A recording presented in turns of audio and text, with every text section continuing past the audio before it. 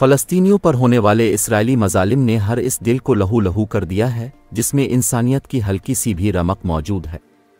दुनिया भर में फ़लस्तीनियों के हक़ में मुज़ाहरे हो रहे हैं। फ़लस्तीन का परचम लहराया जा रहा है। मैं जब भी इस परचम को देखता हूं तो रह रहकर कुछ तकलीफ दे कहानियां याद आ जाती हैं। यूं मेरी उदासी और कर्ब में इजाफा हो जाता है। सल्तनत उस्मानिया कायम थी तो अल-कुद्स मुसलमानों के पास था।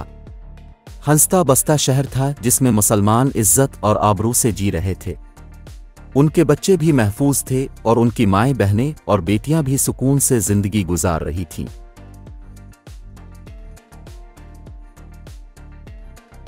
फिर मुसलमानों ने बरतानिया के साथ मिलकर सल्तनत उस्मानिया के खिलाफ बगावत कर दी और नतीजा ये निकला कि अल-कुद्स सहयूनियों के हाथ में चला गया।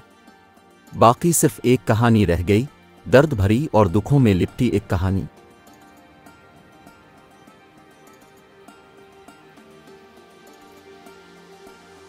ये कुछ ज्यादा पुराने वक्तों की बात नहीं, ये 10 जून 1916 की बात है। इस रोज़ शरीफ मक्का हुसैन बिन अली और बरतानिया के लेफ्टिनेंट कर्नल हेनरी मैकमोहन के दरमियान एक मुआहिदा हुआ जिसके नतीजे में अरबों ने सल्तनत उस्मानिया के खिलाफ बगावत की मंसूबाबंदी की। इस बगावत को अल-सूरतुल अरबिया अल-कबरा का नाम दिया गया।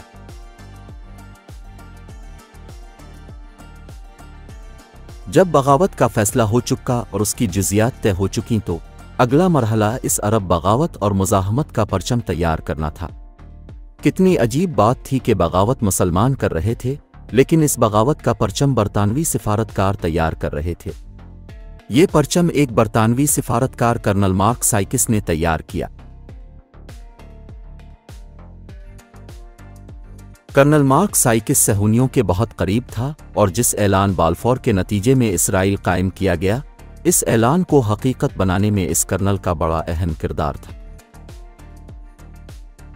कर्नल मार्क साइकिस ने सल्तनत उस्मानिया के खिलाफ अरब बगावत का जो परचम तैयार किया, इसमें 4 रंग शामिल थे।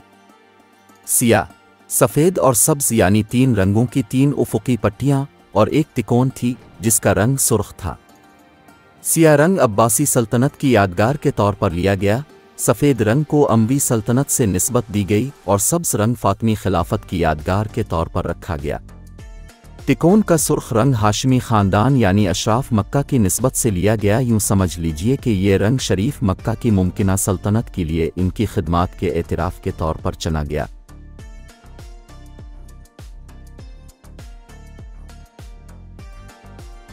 जो शरीफ मक्का और कर्नल मैकमोहन मुआहिदा की रोशनी में सल्तनत उस्मानिया के खात्मे के बाद वजूद में आना थी।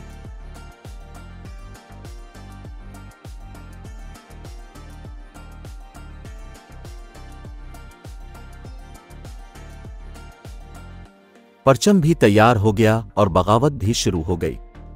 यहां तक कि एक वक्त वो आया कि बैत अल-मक़दस का मुहासरा कर लिया गया। उस्मानी अफवाज खूब लड़ीं और अल-कुद्स के अतराफ में शहीद होने वाले फौजियों की तादाद एक अंदाज़ा के मुताबिक 25,000 से ज़ायद थी। लेकिन ये अफवाज बेबस हो गई थीं। इसकी बहुत सी वजूहात थीं मगर इनमें से 2 बहुत नुमायां और अहम थीं।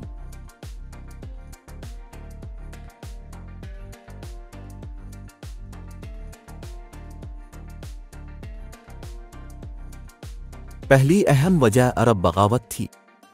एक तरफ बरतानवी, फ्रांसीसी और उसकी इत्तेहादी अफवाज यरूशलेम पर हमला आवर थीं, दूसरी जानिब अरब बगावत ने तुर्कों की सप्लाई लाइन को उधेड़ कर रख दिया था। सल्तनत उस्मानिया बाहर के दुश्मनों से तो शायद निमट लेती, लेकिन जब अपने ही अपनों के खिलाफ हो गए तो सल्तनत उस्मानिया बेबस हो गई।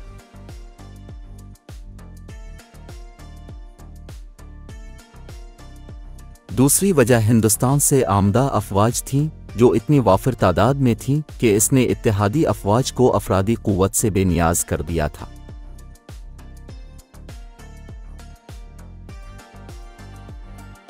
फील्ड मार्शल क्लॉड आउशेनलुक ने बाद में एतराफ़ भी किया कि अगर हिंदुस्तान के फौजी हमें मुयस्सर ना होते तो हम दोनों जंग अजीम हार गए होते।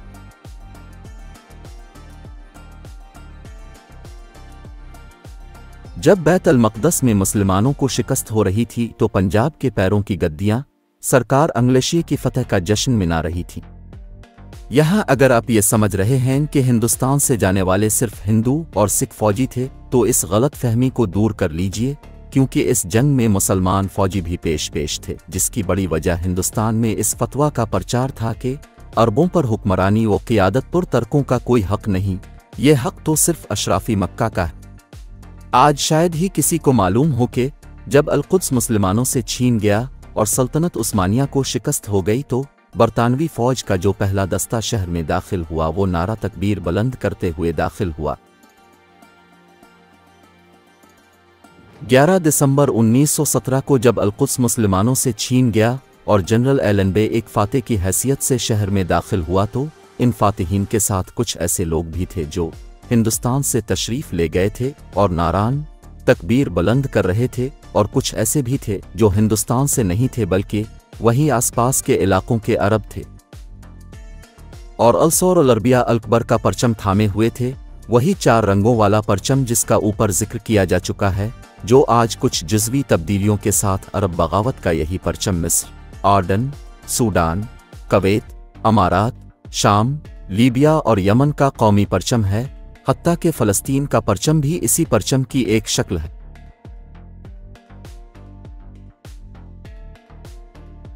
इसी परचम तले खुद मुसलमानों ने ही मुसलमानों की अजीम तारीख और सल्तनत उस्मानिया का खात्मा किया। इसी परचम तले खुद मुसलमानों ने अल-कुद्स मुसलमानों से ही छीनकर बरतानवी और फ्रांसीसी फ़ौज के होले किया।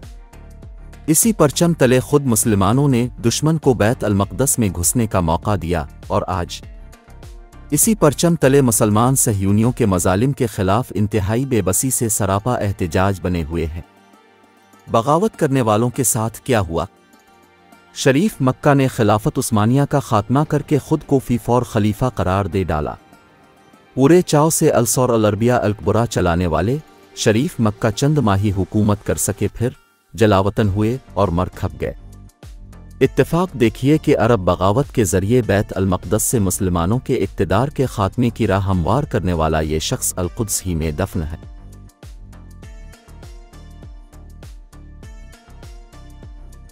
क्या अजब इसकी रूह रातों को मस्जिद अक्सा के नवा में भटकती हो और देखती हो कि मेरे सिया अमाल ने मुसलमानों को आज किया दिन दिखाए। उसका इक़्तिदार बाद में सिमट कर आर्डन तक रह गया। इसकी औलाद में से एक बादशाह एक दिन मस्जिद अक्सा में दाखिल हुआ और किसी मुसलमान के हाथों कत्ल हो गया। कुछ अरसा मस्जिद अक्सा उनके ज़ेर इंतज़ाम रही। बाद में इसराइल ने अल-कुद्स शहर पर भी कब्ज़ा कर लिया और अब सिर्फ कागज़ी तौर पर मस्जिद अक्सा आर्डन के शाही ख़ानदान के ज़ेर इंतज़ाम है।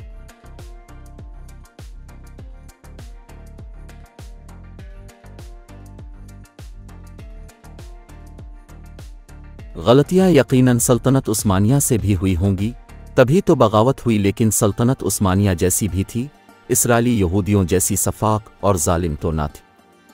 अल-कुद्स के मुसलमानों पर यूं जुल्म तो ना करती थी। इसी बगावत के परचम तले खुद मुसलमानों ने सल्तनत उस्मानिया को इसी बैत अल-मक़दस में शिकस्त दी और तब से अब तक उन्हें सुकून का एक दिन भी नहीं मिल सका। वही परचम उठाकर अब वो अपने मासूम बच्चों के लाशों पर सोगवार खड़े एहतिजाज कर रहे हैं। और आज 70 बरस गुजर गए हैं।